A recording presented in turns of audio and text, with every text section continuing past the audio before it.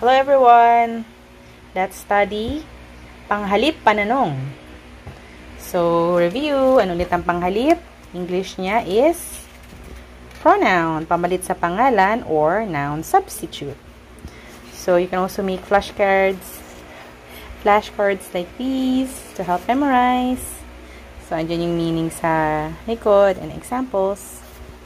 So, ano yung panghalip pananong? Mga panghalip na inihahalili, replacement or substitute, sa ngalan ng tao, bagay at iba pa na ginamit sa pagtatanong. So, isahan, singular. Sino? Inihahalili sa tao. Kanino? Nagmamay-ari. Possession or property. Ano? Bagay or things.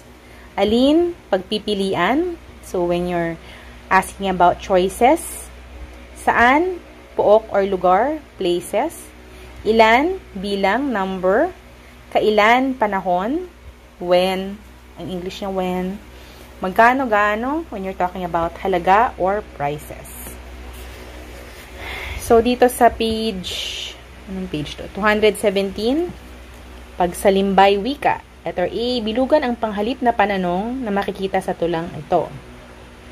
Ang tanong ko sa iyo, ikaw ba ay sino? Sino ka ba? Saan ka nang galing? Kailan dumating sa aming baybayin? Sana sagutin mo, kailan lilisan sa bayan namin?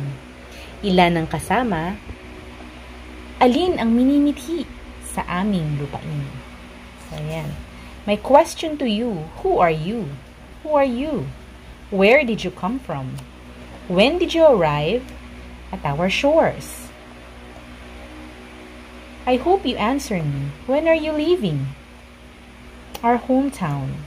How many came with you? What do you want to do in our country? So, parang ano to, no? You can imagine time ng Spanish colonization, nung dumating ang mga Espanyol. Tapos, ito yung mga isang pwedeng itanong ng mga Pilipino na nakatira. Sino ka ba? Saan ka nang galing? Ano ang minimithi? Anong balak mong gawin sa aming lupain? So, letter B, andyan yung lagyan ng panghalip na pananong. Sige nga, Aki, basahin mo nga number 1. Sino ang kasama ni Kuya Arnold? Saan kaya pupunta si tatay? Kailan sila dadalaw sa bahay ni Lola? Ilan kayong magkapatid? Magkano ang kilo ng hipon? Ano ang maganda sa mga ito? Kailan inaasahang dawaan dito ang bagyo? Sino ang bumili ng lahat ng tinda mo? Ilan ang mangga ni Nilo?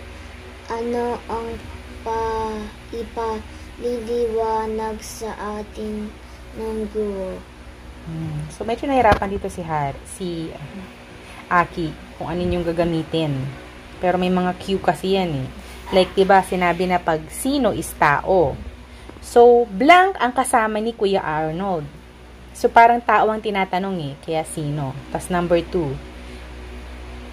Blank, kaya pupunta si tatay. So, it's asking about the place. Kaya saan?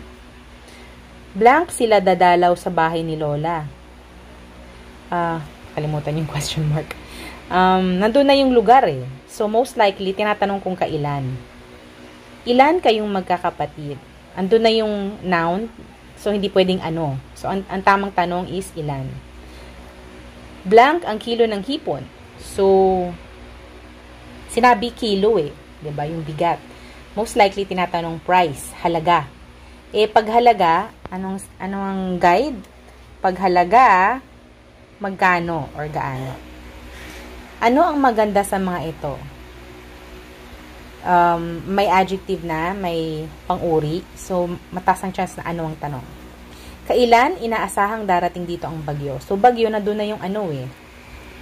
Ang tinatanong na lang is when, panahon. Kaya ilan. Sino ang bumili ng lahat ng tinda mo? Again, nandun na yung tanong sa ano. So, most likely naman is sino. Who? Ilan ang nakaing mangga ni Nilo? Binigay na yung kung ano yung nakain. Kaya ang tinatanong is, how many or ilan? Ano ang ipapaliwanag sa atin ng guro? You're asking what the teacher will explain to you. So, ito yung na-explain ng teacher.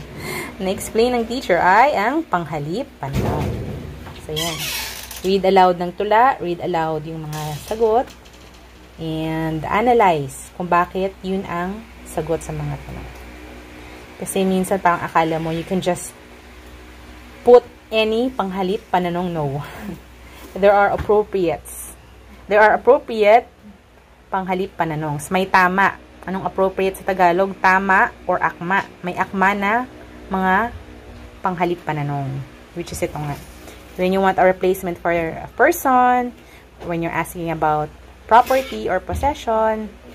So, yan. These are what you use. These are the pronouns that you use when you're replacing these words. Okay? Thank you. God bless.